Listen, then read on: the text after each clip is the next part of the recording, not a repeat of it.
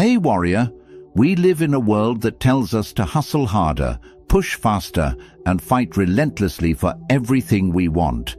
Society screams that success belongs only to those who burn themselves out in pursuit of their dreams. But what if I told you that the ancient Stoics discovered something completely different? What if the secret to manifesting everything you desire isn't found in frantic action, but in the profound peace of letting go? Marcus Aurelius, the most powerful man in the Roman Empire, wrote in his personal journal, "Confine yourself to the present." He understood that when we stop fighting the current of life and start flowing with it, miracles begin to happen. The Stoics weren't passive dreamers. They were warriors who conquered through wisdom, not force. Think about water for a moment. It doesn't struggle against the rocks in its path. Instead, it flows around them, over them, through them, and eventually it shapes the entire landscape. This is the power of relaxed intention, the ability to hold your desires lightly while trusting the natural order of things to bring them to fruition. When you're constantly stressed about your goals, when you're gripping so tightly to outcomes that your knuckles turn white, you're actually pushing away the very things you want most. Anxiety creates resistance, and resistance blocks the flow of abundance into your life. The Stoics understood that our desperation often becomes the biggest obstacle between us and our dreams. But here's where it gets beautiful. When you truly relax into your desires, when you align with the natural rhythm of existence, you become magnetic to opportunities. You start noticing doors that were always open but invisible to your stressed mind. You begin attracting the right people, circumstances, and resources, not through force, but through a calm confidence that tells the universe you're ready to receive. This isn't about becoming lazy or giving up on your dreams. It's about discovering the difference between effortless action and exhausting struggle. It's about learning to plant seeds with intention and then trusting the soil, the rain, and the sun to do their work. The Stoics called this amor fati, love of fate, the deep acceptance that everything unfolds exactly as it should. Today, I'm going to share with you 10 profound Stoic principles that will transform how you approach manifestation. These aren't just theories, they're practical wisdom that has been tested by thousands of years of human experience. Each principle will show you how to release the tension that's been blocking your blessings and step into the flow state where miracles become natural. Before we dive deep into this life-changing wisdom, I need you to do something. Hit that like button right now. It tells me you're ready for transformation. If that speaks to you, type this in the comments to anchor it in your heart. When I relax, life flows to me. Share this video with someone who needs to hear this message. Subscribe to this channel because we're just getting started on this journey together. And please, don't skip any part of this video. Number 1. The art of detached desire. Here's the paradox that drives most people crazy. The more desperately you want something, the more it seems to slip away from you. But the Stoics discovered something revolutionary about human desire that modern psychology is only beginning to understand. Epictetus, who went from slave to one of history's greatest philosophers, taught, "Wealth consists in not having great possessions, but in having few wants." This isn't about giving up your dreams. It's about understanding the difference between wanting something and needing it. When you need something, you create desperation.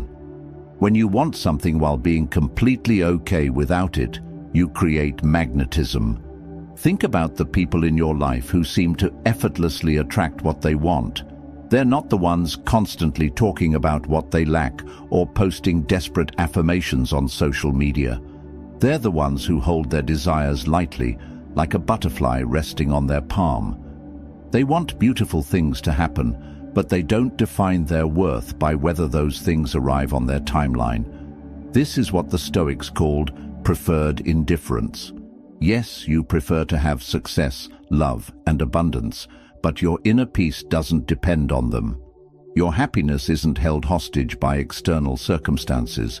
This creates a powerful energy that actually draws opportunities toward you, because people and the universe itself are attracted to those who aren't needy. When you practice detached desire, you stop sending out desperate energy that repels what you want. Instead, you begin operating from a place of abundance, even before the physical manifestations arrive. You start making decisions from confidence rather than fear, and confident decisions almost always lead to better outcomes. The magic happens when you can say, "I would love for this to happen, and I'm taking inspired action toward it, but I'm genuinely okay if it doesn't happen exactly as I imagine." This isn't giving up. This is growing up. This is understanding that the universe often has something even better in mind than what your limited perspective can see. Practice this today. Hold your biggest desire in your mind, then take a deep breath and say, "This or something better." Feel how that releases the pressure and opens up infinite possibilities. Let this one sink into your soul and drop it in the comments if it resonates. I desire with peace, not desperation. Number 2. Present moment magnetism. Your mind is probably living everywhere except where your power actually exists, right here, right now. Most people spend their days mentally living in a future that hasn't happened yet, or replaying a past that can't be changed. But the Stoics understood something profound. All manifestation happens in the present moment, and when you're not here, you miss the magic. Seneca wrote, "True happiness is to enjoy the present without anxious dependence upon the future." This isn't just beautiful philosophy, it's practical magic. When your consciousness is fully present, you notice opportunities that your scattered mind would completely miss. You hear the casual comment that leads to your next big break. You feel the intuitive nudge to take a different route home, where you bump into exactly the right person. But here's what most people don't understand about presence. It's not just about awareness, it's about energy. When you're truly present, you're operating at your highest vibration. You're not carrying the heavy energy of past regrets or future anxieties. You're pure potential, and that energy is incredibly attractive to both people and circumstances. Think about the most magnetic people you know. They're not the ones constantly checking their phones or talking about what they're going to do someday. They're the ones who look you in the eye when you speak, who seem to have all the time in the world, who make you feel like you're the only person in the room. That's presence, and it's magnetic. The beautiful irony is that when you stop living for the future, you create a better future. When you stop trying to escape this moment becomes the launching pad for everything you've been dreaming of. Opportunities don't exist in tomorrow. They exist in the awareness you bring to today. Your breath is your anchor to the present. Every time you notice your mind wandering into what if or if only, come back to your breathing. Feel your feet on the ground. Notice 3 things you can see, hear, or feel right now. This isn't meditation, this is manifestation practice. The present moment isn't just where you exist, it's where you create. Stop living in the waiting room of your life and step into the reality where miracles are happening right now. Number 3. The wisdom of accepted resistance. Life is going to give you obstacles. That's not a possibility, that's a guarantee. But here's what separates those who manifest their dreams from those who stay stuck. How you relate to resistance determines whether it becomes your enemy or your teacher. Marcus Aurelius faced plagues, wars, and betrayals, yet he wrote, "The impediment to action advances action. What stands in the way becomes the way." This isn't just poetic language. This is the secret to turning every setback into a setup for something greater. When you stop fighting reality and start dancing with it, resistance becomes your greatest ally. Most people encounter an obstacle and immediately think the universe is working against them. They take it personally, get discouraged, and often give up entirely. But what if every obstacle is actually the universe's way of making you stronger, wiser, and more ready for what you're asking for? Consider the oyster and the pearl. The irritation of sand doesn't destroy the oyster. It creates something beautiful and valuable. Your obstacles aren't punishments. They're invitations to grow into the person who can handle the level of success you're requesting. When you accept resistance instead of resenting it, something magical happens. You stop wasting energy fighting what is, and you start using that energy to navigate through what is. You become like water again, flexible, persistent, and ultimately unstoppable. This doesn't mean you become passive or that you don't take action. It means you take inspired action instead of desperate action. You respond instead of react. You look for the lesson in every challenge and the opportunity in every obstacle. The next time something doesn't go according to your plan, pause and ask, how is this actually serving my highest good? What is this experience trying to teach me? How is this making me stronger for what's coming? Sometimes the delay is protection. Sometimes the detour leads to something better than your original destination. Sometimes the no you receive is clearing the way for a much bigger yes. Trust the process, even when you can't see the bigger picture. The universe has a perspective you don't have access to, and it's always working in your favor, even when it doesn't feel that way. Comment this if you're ready to grow through the hard moments. I grow stronger through resistance, not weaker. Number 4, the power of inner authority. Here's a truth that will set you free. You've been giving your power away to everyone and everything around you, and that's exactly why your manifestations feel so out of reach. The Stoics discovered that true manifestation begins the moment you reclaim your inner authority and stop making external circumstances the boss of your internal state. Epictetus taught, "No one can hurt you without your permission." This goes deeper than just emotional resilience. This is about understanding where your real power lives. Every time you say, "I can't be happy until," or "I'll feel successful when," you're essentially handing the keys to your kingdom to someone or something outside of yourself. Think about how exhausting it is to live this way. Your mood depends on other people's opinions. Your confidence rises and falls with your bank account. Your sense of worth fluctuates with external validation. You've turned yourself into a puppet, and circumstances are pulling all your strings. But when you reclaim your inner authority, everything changes. You realize that your peace, your joy, and your sense of abundance are internal decisions, not external conditions. This doesn't mean you become indifferent to outcomes. It means you stop making outcomes responsible for your well-being. This shift creates incredible manifesting power because you're no longer operating from lack or neediness. When you know you can be happy regardless of circumstances, you make better decisions. When you know your worth isn't determined by external validation, you show up more authentically. When you know your security comes from within, you take bigger, bolder risks. People can sense this inner authority, and they're drawn to it. Opportunities flow toward those who aren't desperately chasing them. Success gravitates toward those who don't need it to feel valuable. Start practicing this today. Before you check social media, before you look at your bank account, before you seek validation from others, check in with yourself. Ask, how do I choose to feel right now, regardless of my circumstances? Then honor that choice. Your external world will always be a reflection of your internal world. Change the inside, and the outside has no choice but to follow. Feel that power rising in you?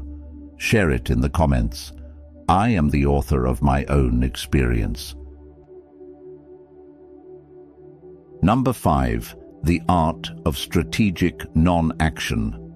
This might sound contradictory, but sometimes the most powerful thing you can do is absolutely nothing. The Stoics understood something that our action-obsessed culture has forgotten. There's a profound difference between being busy and being effective, between motion and progress, between forced action and aligned action. Lao Tzu, whose philosophy deeply influenced Stoic thought, taught, "The sage does not attempt anything very big, and thus achieves greatness." Sometimes your biggest breakthrough comes not from doing more, but from having the wisdom to do less. We live in a culture that equates action with progress, but much of what we call taking action is actually anxiety in disguise. We stay busy because stillness makes us uncomfortable. We keep pushing because we're afraid that if we stop, everything will fall apart. But this frantic energy often pushes away the very things we're trying to attract. Strategic non-action doesn't mean being lazy or giving up on your dreams. It means having the confidence to step back when you've done your part and trust the process to unfold. It means knowing when to plant seeds and when to let them germinate in darkness. It means understanding that some things simply cannot be rushed, no matter how badly you want them. Think about a master chess player. They don't make moves just to be moving pieces. They wait for the right opportunity, even if it means sitting in apparent inaction while their opponent makes hasty moves. Their patience becomes their power, and their restraint becomes their strategy. When you learn the art of strategic non-action, you stop exhausting yourself with busy work that doesn't actually move you forward. You begin to trust your intuition about when to act and when to wait. You discover that sometimes the universe needs space to work its magic, and your job is simply to get out of the way. This week, practice saying, "I don't know" when you don't know, and "I'll wait" when waiting feels right. Notice how this creates space for solutions and opportunities that your forced action was actually blocking. The universe rewards those who can be still enough to receive what it's trying to give them. Number 6. Gratitude as a manifesting force. Most people think gratitude is just about being polite or positive, but the Stoics understood something much deeper. Gratitude is actually one of the most powerful manifesting forces in the universe. When you truly appreciate what you already have, you create a magnetic field that draws more abundance into your life. Marcus Aurelius wrote, "When you wake up in the morning, tell yourself, 'The people I deal with today will be meddling, ungrateful, arrogant, dishonest, jealous, and surly. They are like this because they can't tell good from evil.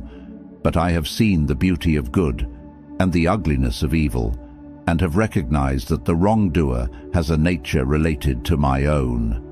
Even in acknowledging human flaws, he found reasons for gratitude and understanding. Here's what happens energetically when you practice real gratitude. You shift from operating from a mindset of scarcity to operating from a mindset of abundance. Instead of focusing on what's missing, you're acknowledging what's present. Instead of sending out lack energy, you're radiating fullness energy. But this isn't about fake positivity or pretending everything is perfect. True Stoic gratitude acknowledges reality while choosing to focus on what's working rather than what's broken. It's about finding genuine appreciation for your challenges because they're making you stronger, for your struggles because they're teaching you wisdom, for your setbacks because they're redirecting you towards something better.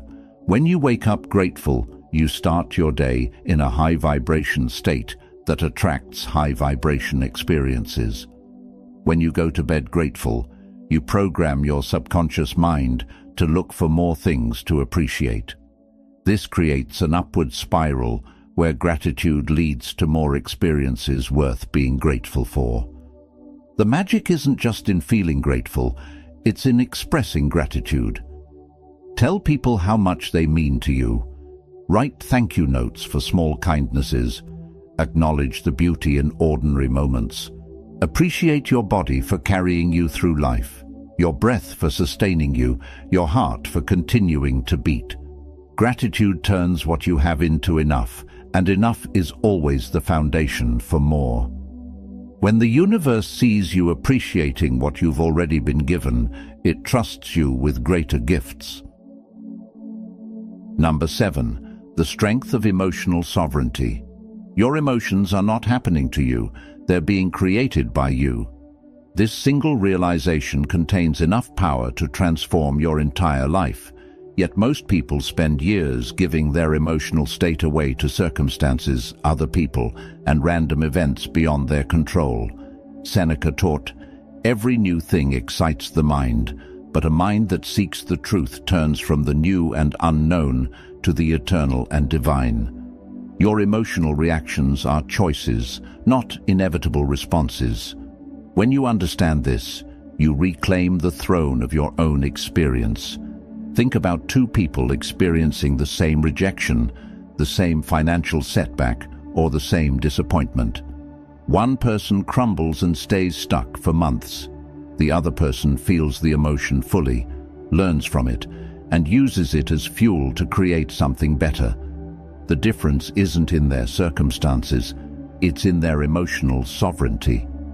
Emotional sovereignty doesn't mean suppressing your feelings or pretending negative emotions don't exist. It means you feel your emotions fully without letting them drive the car of your life. You acknowledge anger without becoming destructive. You honor sadness without drowning in it. You feel fear without letting it paralyze you. This creates incredible manifesting power because your emotions are literally your creative energy. When you're in control of your emotional state, you're in control of what you're creating. When you can choose peace in the middle of chaos, you become a powerful attractor of peaceful circumstances. When you can find joy regardless of your current situation, you magnetize joyful experiences. The practice is simple, but not easy. When you feel a strong emotion, pause and ask yourself, what is this emotion trying to tell me? What can I learn from this? How can I use this energy constructively? Then make a conscious choice about how long you'll stay in that emotional state and what you'll do with the energy it provides. Your emotions are meant to be messengers, not masters. They're designed to give you information and energy, not to control your decisions or determine your destiny. When you master your emotional world, you master your manifesting power. Say it with confidence in the comments if you're stepping into your emotional power. My emotions exist, but they do not control me. Number 8. The philosophy of enough. In a world that constantly tells you that you need more to be happy, the Stoics discovered a revolutionary secret. The feeling of enough is not about how much you have, it's about how you relate to what you have. When you master the philosophy of enough, you unlock a level of contentment and power that no external acquisition can provide. Seneca, one of the wealthiest men in Rome, wrote, "It is not the man who has too little, but the man who craves more, who is poor." This wasn't coming from someone who didn't understand material success. This was coming from someone who had everything the world said should make him happy, yet found his deepest fulfillment in something entirely different. The philosophy of enough doesn't mean settling for less or giving up on your dreams. It means recognizing that your happiness and sense of abundance aren't dependent on getting more stuff, more recognition, or more validation. It means understanding that the feeling you think you'll get from achieving your goals is actually available to you right now, in this moment, with what you already have. Here's the paradox that changes everything. When you genuinely feel like you have enough, you stop operating from desperation and start operating from abundance. And abundance energy attracts abundant experiences. When you're not grasping for more, more comes to you naturally. Think about the most attractive people in your life. Not physically attractive, but energetically attractive. They're not the ones constantly complaining about what they lack or obsessing over what they want. They're the ones who seem genuinely content with their lives while still being excited about growth and new experiences. This contentment isn't complacency, it's confidence. It's the deep knowing that you're already whole, already valuable, already enough, regardless of what you achieve or acquire. From this foundation, you can pursue your dreams from love rather than fear, from excitement rather than desperation. Practice this. Before you go to sleep tonight, mentally inventory everything you have to be grateful for: your health, your relationships, your opportunities, your experiences. Really feel how rich your life already is. This is the energy that creates miracles. Let's flood the comments with this truth if you're done chasing and ready to receive. I am enough, and I attract from that place. Number 9, the courage of authentic expression. One of the biggest blocks to manifestation is living a life that isn't authentically yours. When you're constantly trying to be who others expect you to be, when you're hiding your true thoughts and feelings, when you're playing roles that don't fit your soul, you create internal resistance that blocks the flow of your desires into reality. Marcus Aurelius reminded himself how much trouble he avoids who does not look to see what his neighbor says or does. The courage to be authentically yourself, regardless of others' opinions, isn't just about personal freedom. It's about manifestation power. When you're not being authentic, you're essentially lying to the universe about who you are and what you want. How can life give you what's truly meant for you if you're not showing up as who you truly are? How can the right opportunities find you if you're hiding behind a mask? Authentic expression doesn't mean being rude or inconsiderate. It means having the courage to speak your truth with kindness, to pursue what genuinely excites you rather than what you think should excite you, to make decisions based on your values rather than others' expectations. The beautiful thing about authenticity is that it naturally attracts what's meant for you and repels what isn't. When you stop trying to please everyone, you start attracting people who genuinely appreciate the real you. When you stop chasing goals that aren't truly yours, you start manifesting experiences that actually fulfill you. This takes courage, because authentic living means some people won't understand you, some opportunities might not be for you, and some paths you thought you wanted might not actually align with who you're becoming. But this isn't loss. This is liberation. Your authentic self is your most powerful self, because it's the only self that can create a life that truly satisfies your soul. Everything you're meant to have is attracted to the real you, not the version of you that's trying to fit in or meet others' expectations. Start today. In one conversation, tell the truth about how you really feel.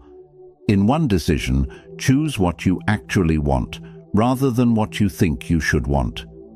Notice how this shifts your energy and opens up new possibilities. Number 10.